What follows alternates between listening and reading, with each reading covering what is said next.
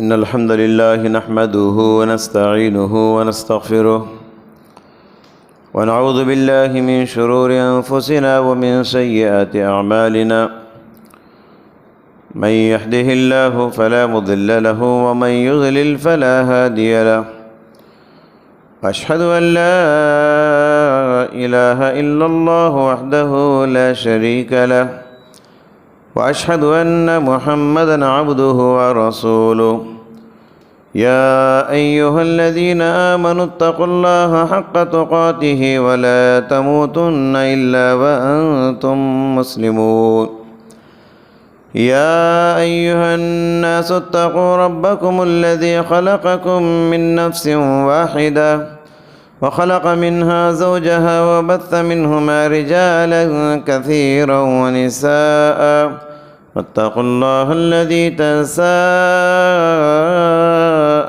به والأرحام إن الله كان عليكم رقيبا يا أيها الذين آمنوا اتقوا الله وقولوا قولا سديدا يصلح لكم أعمالكم ويغفر لكم ذنوبكم ومن يطع الله ورسوله فقد فاز فوزا عظيما أما بعد فإن خير الحديث كتاب الله وخير الهدي هدي محمد صلى الله عليه وسلم وشر الأمور محدثاتها وكل محدثة بدعة وكل بدعة ضلالة وكل ضلالة في النار.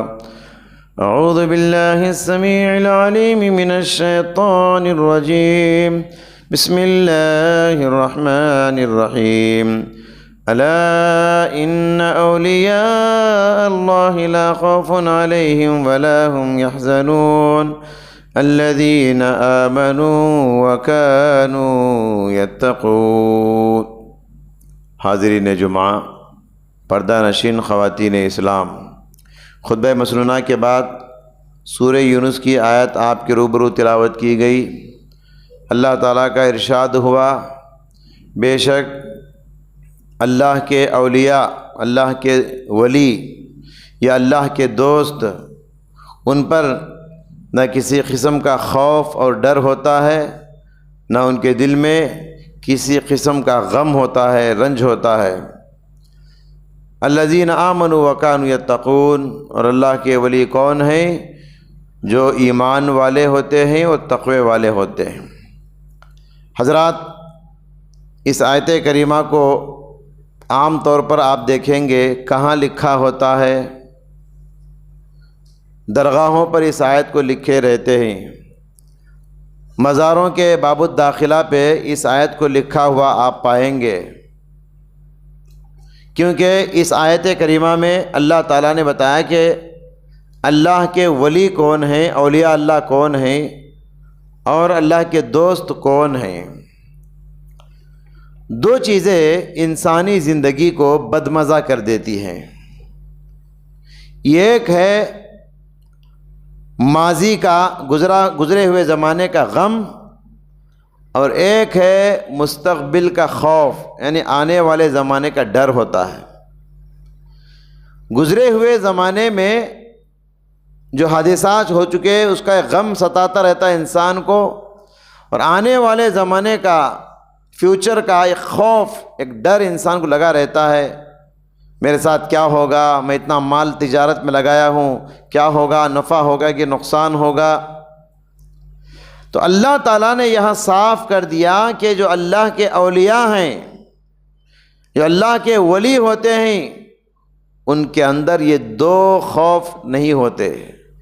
نہ ماضی کا غم ہوتا ہے، نہ مستقبل کا خوف ہوتا ہے۔ بڑے سکون سے ان کی زندگیاں گزرتی ہیں۔ اولیاء اللہ کی زندگیاں اطمینان سے گزرتی ہیں۔ ان کے دلوں میں ایک قسم کا سکون، راحت، چین اور آرام کی زندگی ان کے دلوں میں ہوتی ہے۔ سوال یہ ہے کہ اللہ کا ولی کون ہے؟ یہ اولیاء اللہ کون ہوتے ہیں؟ مسلمانوں نے ولایت کے سلسلے میں بہت سارے غلط تصورات بنا کے رکھے ہیں۔ اللہ کا ولی بننے کے لیے بہت سارے رولز بنا رکھے ہیں۔ غلط کانسیپٹ مسلمانوں کے دلوں میں آ چکا ہے اللہ کے ولی کے سلسلے میں۔ بہت سارے قانون اور رولز انہوں نے بنائے، کہتے ہیں کہ اللہ کا ولی بننے کے لیے آل رسول سے ہونا، رسول اللہ کے خاندان سے ہونا ضروری ہے، یا سید کے گھرانے سے ہونا ضروری ہے، یا سلسلے والا ہونا ضروری ہے، یا صوفی ازم سے تعلق رکھنا ضروری ہے، وہ نقش بندی ہو، وہ سحر وردی ہو، وہ چشتیہ ہو، وہ قادریہ ہو، وہ رفاعیہ ہو، وہ جیلانیہ ہو، یا وہ بغداد سے آیا ہو،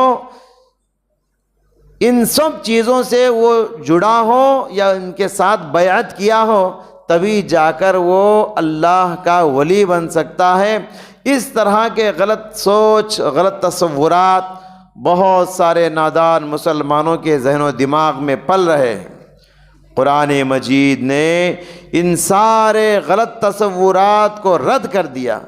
قرآن ان ساری باتوں کی نفی کرتے ہوئے فرماتا ہے کہ اللہ کا ولی بننے کے لیے بس 2 شرط ہیں۔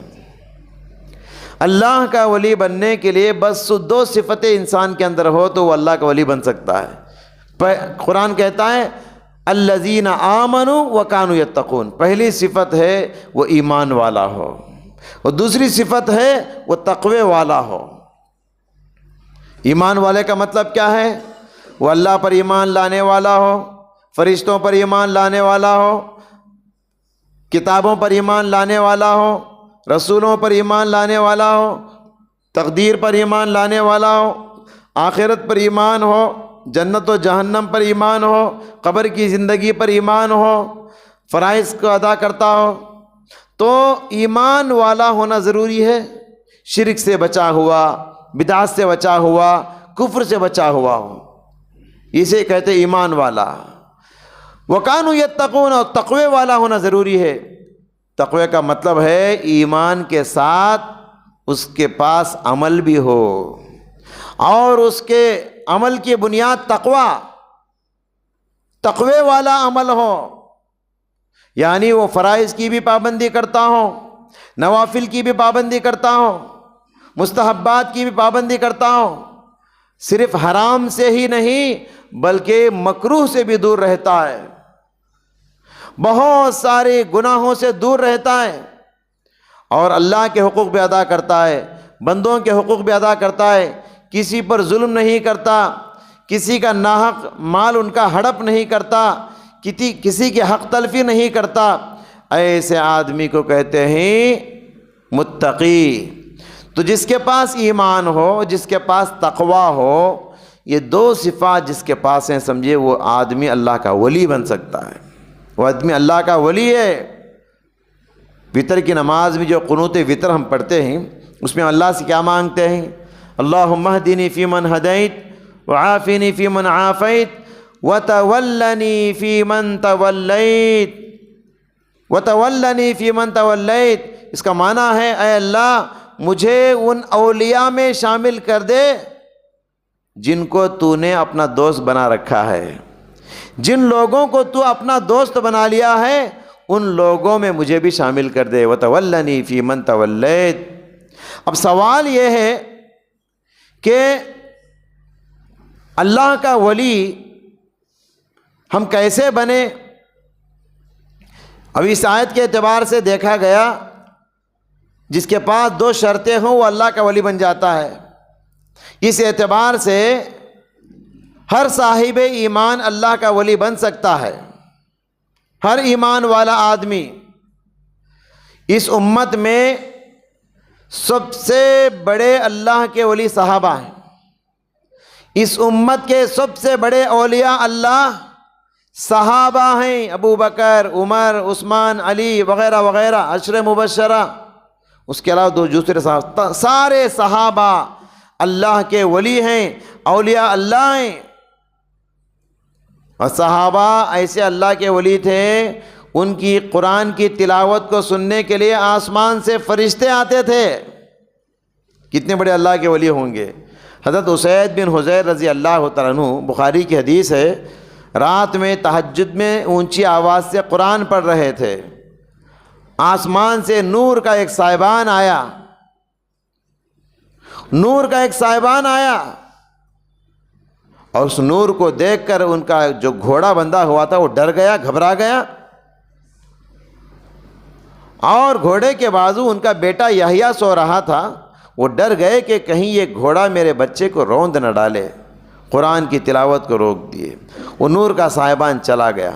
اس طرح 2-3 مرتبہ ہوا۔ صبح میں اللہ کے نبی سے رات کے واقعے کا ذکر کیا تو پیارے نبی نے فرمایا تلک الملائکۃ دنت لصوتک، وہ فرشتے تھے، وہ جو نور کا صاحبان تم نے دیکھا اور روشنی تم نے دیکھا، دراصل وہ فرشتے تھے جو تمہاری قرآن کی تلاوت کو سننے کے لیے آسمان سے تشریف لائے تھے۔ اور کیجئے، اور عباد بن بشر رضی اللہ تعالیٰ عنہ اور اسید بن حضیر رضی اللہ تعالیٰ عنہ، دونوں صحابہ، صحیح حدیث ہے، اللہ کے نبی کے پاس کسی میٹر میں بات کرنے کے لیے آئے تھے، کوئی مسئلہ بات کرنے کے لیے آئے تھے۔ بات کرتے کرتے رات ہو گئی، جب واپسی پر نکلنے لگے تو اندھیرا چھا گیا تھا، راستہ نظر نہیں آ رہا تھا، تو اللہ تبارک و تعالیٰ نے دونوں کے لیے نور کا انتظام کیا۔ دونوں صحابہ جا رہے تھے، ان کے ساتھ ساتھ ایک روشنی چل رہی تھی جو راستہ ان کو بتا رہی تھی۔ جب آگے چلنے کے بعد ان کے دونوں کے راستے، دونوں کے گھر الگ ہو گئے تو وہ روشنی بھی 2 حصوں میں تقسیم ہو گئی۔ کیسی کیسی کرامتیں ہیں دیکھیے، یہ اللہ کے ولی تھے صحابہ۔ اور حضرت عمران بن حسین رضی اللہ تعالیٰ عنہ کے بارے میں آپ بار بار سنتے ہیں، یہ وہ بڑے صحابی تھے عمران بن حسین جن کو فرشتے سلام کرتے تھے، فرشتوں کی سلام کی آواز وہ سنتے تھے۔ اب یہ سب کرامتیں ہیں، لیکن یاد رکھنا اللہ کا ولی بننے کے لیے کرامتوں کا ہونا کوئی ضروری نہیں، کیونکہ بہت سارے صحابہ ایسے تھے جن کے پاس کوئی کرامت نہیں تھی۔ تو اللہ کا ولی بننے کے لیے کرامت کا ہونا کوئی ضروری نہیں ہے۔ دین پر استقامت سب سے بڑی کرامت ہے۔ فتنوں کے اس زمانے میں، آزمائشوں کے اس دور میں، جب دین پر عمل کرنا اپنے ہاتھ میں آگ کا گولا لینے کے برابر ہے، ایسے پرفتن ماحول میں بھی آپ دین پر پابندی سے چل رہے ہیں، یہ سب سے بڑی کرامت ہے، یہ سب سے بڑی کرامت ہے۔ آپ فتنوں کے زمانے میں اپنے عقیدے کی جو حفاظت کر رہے ہیں، اپنے ایمان کی جو حفاظت کر رہے ہیں، اپنے دین و ایمان کی جو حفاظت کر رہے ہیں، اپنی جوانی کی جو حفاظت کر رہے ہیں، اپنے اخلاق کی جو حفاظت کر رہے ہیں، اپنے کردار کی جو حفاظت کر رہے ہیں، یہ حفاظت دین خود فتنوں کے زمانے میں آپ کا دین کا پابند ہونا یہ سب سے بڑی کرامت ہے۔ محترم حضرات، آج دین کے نام پر لوگوں نے دکانیں کھول کے رکھی ہیں، لوگ وہاں جاتے ہیں اور وہاں جانے کے بعد وہ لوگ اولیاء اللہ کی سرٹیفکیٹیں تقسیم کرتے ہیں۔ اللہ کا ولی بننے کے لیے فلاں صاحب سے ملنا پڑے گا، فلاں دکان کو جانا پڑے گا۔ لوگوں نے دکانیں کھول رکھی ہیں۔ یاد رکھیے، کرامت اور ہے اور شعبدہ بازی اور ہے۔ کرامت کسے کہتے ہیں؟ جو اللہ کے نیک بندوں سے صدور ہوتا ہے، جو دین کے پابند بندے ہیں ان سے جو ہوتا ہے غیر معمولی کام، اسے کرامت کہتے ہیں۔ اور جو غیر معمولی کام بے دین لوگوں سے ثابت ہوتا ہے، صدور ہوتا ہے، اسے کرامت نہیں کہتے، اسے شعبدہ بازی کہتے ہیں، اسے جادو کہتے ہیں، بلیک میجک کہتے ہیں۔ وہ نماز کا پابند نہیں، وہ صوم و صلات کا پابند نہیں، وہ دین کا پابند نہیں، اور اس کے اخلاق بگڑے ہوئے پھر بھی غیر معمولی کام کرتب کر کے دکھاتا ہے، تو سمجھ جائیے کہ وہ کرامت نہیں، وہ کرتب ہے اور وہ شعبدہ بازی ہے، وہ جادو ہے۔ امام شافعی رحمۃ اللہ علیہ کہتے ہیں درگاہوں کے پاس جو بھی کرامتیں ہوتی ہیں، آپ بہت سارے لوگوں کو بیان کرتے ہوئے سنیں گے، میں فلاں مزار کے پاس گیا، غیر معمولی چیز دیکھا، فلاں درگاہ کے پاس گیا، غیر معمولی چیز دیکھا، تو کہتے ہیں کہ درگاہوں کے پاس جو کرامتیں ہوتی ہیں لوگ ان غیر معمولی واقعات کو دیکھ کر دھوکہ کھا لیتے ہیں۔ کہتے ہیں کہ جب تک کسی شخص کو تم دیکھو کوئی شخص پرندے کی طرح ہوا میں اڑ رہا ہے اور پانی پہ چل رہا ہے، کسی شخص کو تم غیر معمولی کام کرتے ہوئے دیکھو تو اس وقت تک اس کی باتوں پر یقین نہ کرنا جب تک کہ اس آدمی کی زندگی کو قرآن و حدیث کے مطابق جوڑ کے نہ دیکھ لو کہ اس کی زندگی قرآن و حدیث کے مطابق ہے کہ نہیں، کتاب و سنت کا پابند ہے کہ نہیں۔ اگر وہ کتاب و سنت کا پابند نہیں ہے، اللہ اس کے رسول کی اطاعت گزار نہیں کرتا ہے، تو سمجھ جائیے یہ کرامت نہیں، یہ آنکھوں کو نظر بند کر رہا ہے، یہ شعبدہ بازی ہے، یہ کرتب کر کے دکھا رہا ہے۔ محترم حضرات، تو کرامت الگ ہوتی ہے اور شعبدہ بازی الگ ہوتی ہے۔ ایک آدمی ابن تیمیہ رحمۃ اللہ علیہ کے زمانے میں، ابن تیمیہ بہت بڑے اللہ والے، بہت بڑے عالم گزرے ہیں۔ ابن تیمیہ کے زمانے میں ایک آدمی ولی ہونے کا دعویٰ کیا، میں اللہ کا ولی ہوں، اور بڑے بڑے کرتب کر کے دکھا رہا تھا، غیر معمولی کام کر کے۔ لوگ اسے دیکھ کر اللہ کا ولی سمجھ رہے تھے۔ ایک مرتبہ وہ پرندے کی طرح ہوا میں اڑ رہا تھا، لوگ جمع ہو کر دیکھ رہے تھے، دیکھو اللہ کا ولی، دیکھو اللہ کا ولی۔ ابن تیمیہ رحمۃ اللہ آئے اور آنے کے بعد اونچی آواز سے آیت الکرسی پڑھنا شروع کر دیے، اس کا کرتب باطل ہو گیا، دھڑام سے نیچے گر پڑا۔ تو محترم حضرات، لوگ اس طریقے سے غیر معمولی کام کر کے، کرتب کر کے دکھاتے ہیں اور لوگوں کے عقیدوں کو گمراہ کرتے ہیں، لوگوں کے عقیدے خراب کرتے ہیں، برباد کرتے ہیں۔ تو لہٰذا ہم سب کو ہوشیار ہونا چاہیے۔ یاد رکھیے، اولیاء کی دو قسمیں ہیں، ایک ہے اولیاء اللہ اور دوسرا ہے اولیاء الشیطان۔ کچھ لوگ اللہ کے دوست ہوتے ہیں، کچھ لوگ شیطان کے دوست ہوتے ہیں۔ اولیاء کا مطلب کیا ہے؟ ولی یہ سنگولر ہے، اولیاء پلورل ہے۔ اولیاء کا معنی ہے دوست بننا، یعنی کچھ لوگ اللہ کے دوست ہوتے ہیں، کچھ لوگ شیطان کے دوست ہوتے ہیں۔ جو لوگ اپنے لیے سجدے کرواتے ہیں، لوگوں کو اپنے سامنے جھکاتے ہیں، لوگ ان کی پوجا کرتے ہیں، ان کو خدا سمجھ کے ان کے سامنے جھکتے ہیں، تو سمجھیے کہ یہ اولیاء الشیطان ہے، یہ شیطان کے دوست ہیں، یہ اللہ کے دوست نہیں۔ اللہ کے دوست ایسی نافرمانی نہیں کرتے۔ بہرحال جو آیت کریمہ میں نے پڑھا سورہ یونس کی، ان آیتوں سے صاف طور پر واضح ہوتا ہے کہ اللہ کے جو ولی ہوتے ہیں ان کو دنیا میں کسی قسم کا غم اور کسی قسم کا خوف نہیں ہوتا۔ محترم حضرات، میں خطبے کے اختتام پر ایک اہم بات یہ بتانا چاہتا ہوں کہ الحمدللہ آج سے محرم کا مہینہ شروع ہوا ہے۔ اسلامی کیلنڈر کا ایک اور سال بدل گیا ہے۔ کل تک ہم لوگ 1440 پر 6 میں تھے اور آج سے 1440 پر 7 سال میں داخل ہو چکے ہیں۔ نبی صلی اللہ علیہ وسلم کا مدینہ ہجرت کر کے آج تک 1440 پر 7 سال ہوئے ہیں۔ تو محرم جب آتا ہے تو ایک نیا سال شروع ہوتا ہے۔ جب بھی نیا سال شروع ہوتا ہے تو سوشل میڈیا پر یا نیوز پیپروں پہ یا لوگوں کی زبانوں پر ہم دیکھتے اور سنتے ہیں کہ مبارکبادیاں دیتے ہیں لوگ۔ میں نے بھی دیکھا ہے، ہیپی اسلامک نیو ایئر۔ جی، تو مبارکبادی کس بات کی؟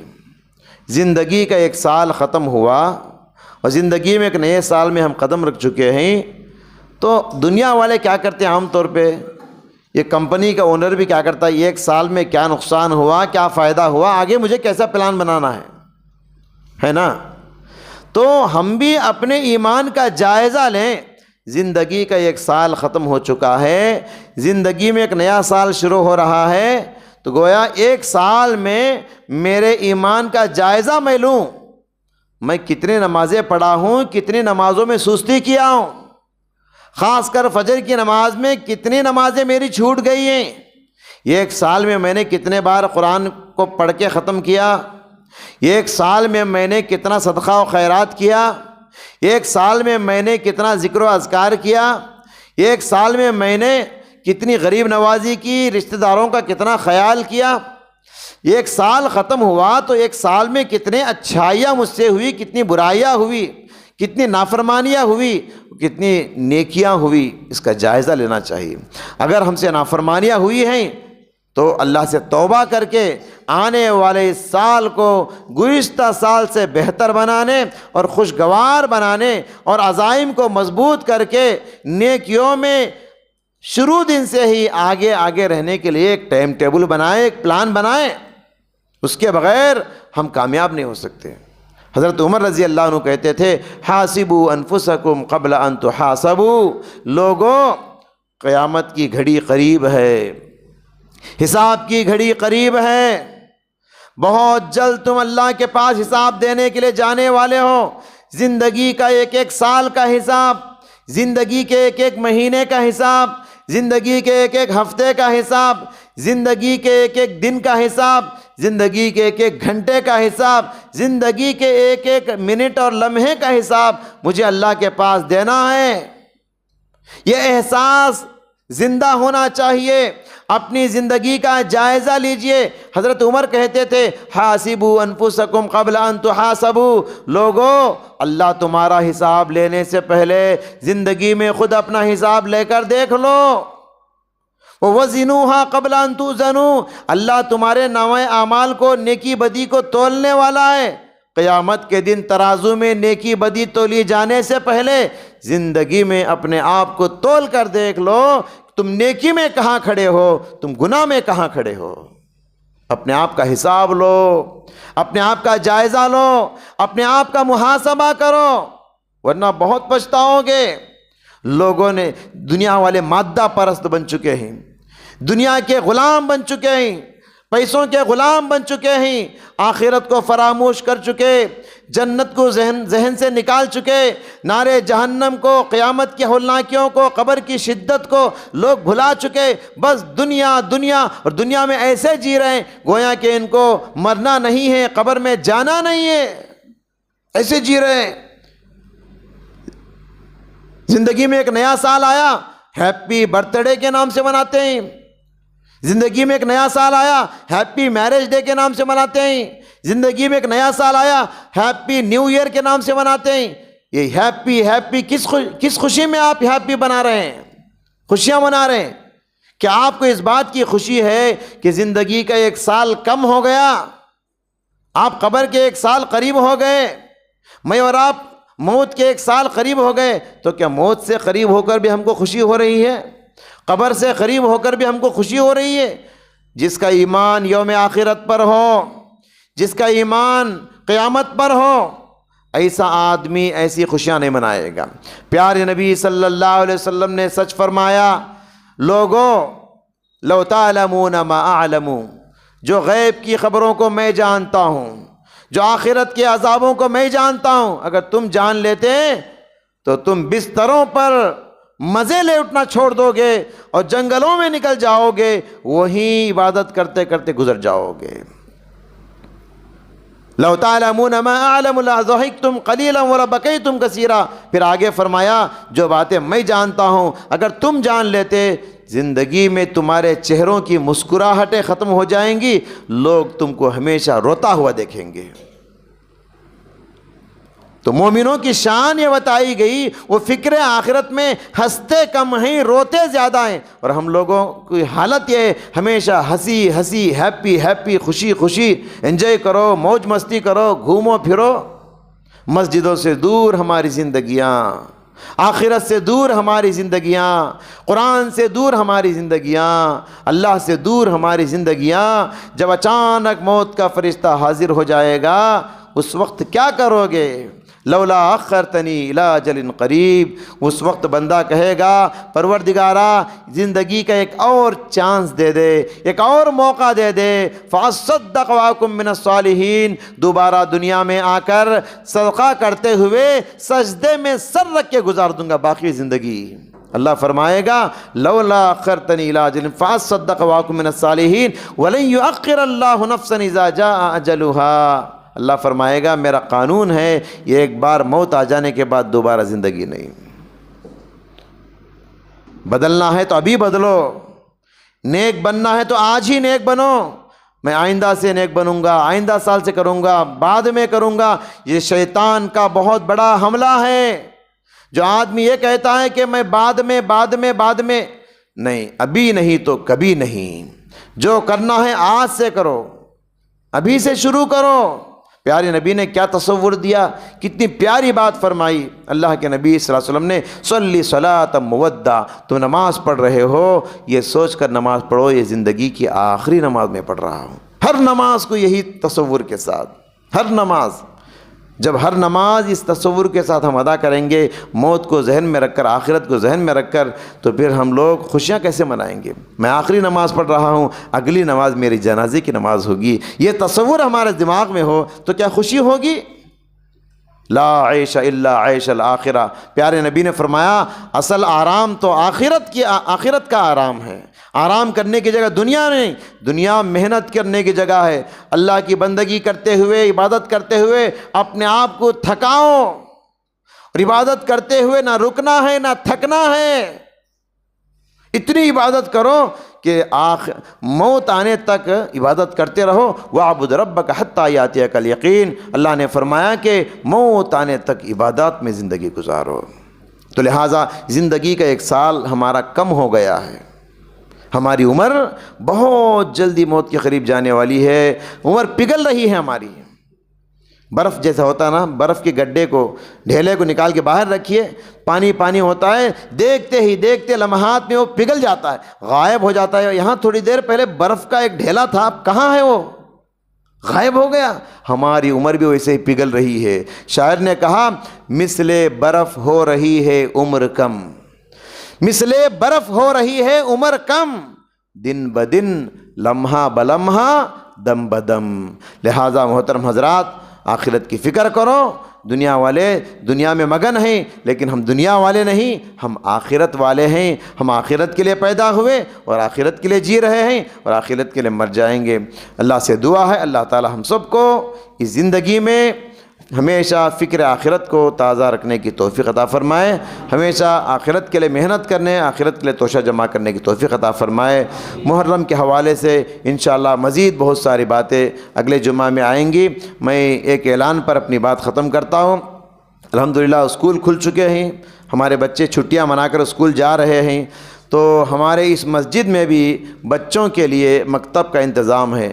آپ اپنے بچوں کو روزانہ اسکول بھیجتے ہیں، صبح سے شام تک ہمارے بچے اسکولوں میں دنیا کی تعلیم حاصل کر رہے ہیں. اگر یہ بچے مسجدوں سے نہیں جڑیں گے، دین سے نہیں جڑیں گے، مکتب سے نہیں جڑیں گے تو پھر ہمارے ہاتھوں سے نکل جائیں گے. کل رونا پڑے گا، خون کے آنسو رونا پڑے گا. آج ماں باپ شکایت کرتے ہیں بچے بات نہیں سنتے، بیٹا نافرمان بن گیا. کیوں نہیں بنے گا جی؟ آپ صرف دنیا دیے، دین کی تعلیم بچوں کو نہیں دیے. بچوں کو علماء سے جوڑیے، مسجدوں سے جوڑیے، قرآن سے جوڑیے، دین سے جوڑیے. آپ کے بچے آپ کے آنکھوں کی ٹھنڈک بنیں گے. ورنہ کیا ہوگا؟ وہی ہوگا جو علامہ اقبال نے اس زمانے میں کہا تھا، اپنی غفلت کی اگر یہی حالت باقی رہی، آئیں گے غسال کابل سے، کفن جاپان سے. ہمارے مردوں کو غسل دینے والا بھی نہیں رہے گا، ہمارے مردوں کو کفن پہننے والا بھی نہیں ملے گا. ہمارے مرنے کے بعد جنازے کی نماز پڑھانے والے، قبر کے پاس کھڑے ہو کر دعا کرنے والے اولاد بھی نہیں رہیں گی. کیا اولاد کو کم سے کم اس لائق بھی نہیں بناؤ گے؟ آپ کے مرنے کے بعد آپ کی جنازے کی نماز پڑھائے یا قبر کے پاس کھڑے ہو کے دعائیں کرے، اس لائق بھی نہیں بناؤ گے. تو آئیں گے غسال کابل سے، کفن جاپان سے. یہ حالت ہو جائے گی اگر ہم اپنے بچوں کی صحیح ڈھنگ میں تربیت نہیں کریں گے. ان کی تربیت کی فکر لیے ہوئے آپ روزانہ مغرب سے لے کر عشاء تک 1 گھنٹے کا ٹائم ہے، 7 بجے سے 8 بجے کے دوران اپنے بچوں کو اس مسجد میں بھیجیے. بچے بچیاں سب آئیں گے اور دین کی تعلیم سیکھیں گے، قرآن سیکھیں گے، حدیث سیکھیں گے، دعائیں سیکھیں گے، اسلامی ترانے سیکھیں گے اور اسلامی تربیت ان کو ملے گی. اللہ سے دعا ہے اللہ تعالی ہم کو اپنے بچوں کی تربیت کی فکر کرنے کی توفیق عطا فرمائے. آمین. بارک اللہ لنا ولکم فی القرآن العظیم ونفعنا وإیاکم من الآیات والذکر الحکیم. انہ تعالی جواد کریم ملک بر الرؤوف الرحیم رب الحلیم.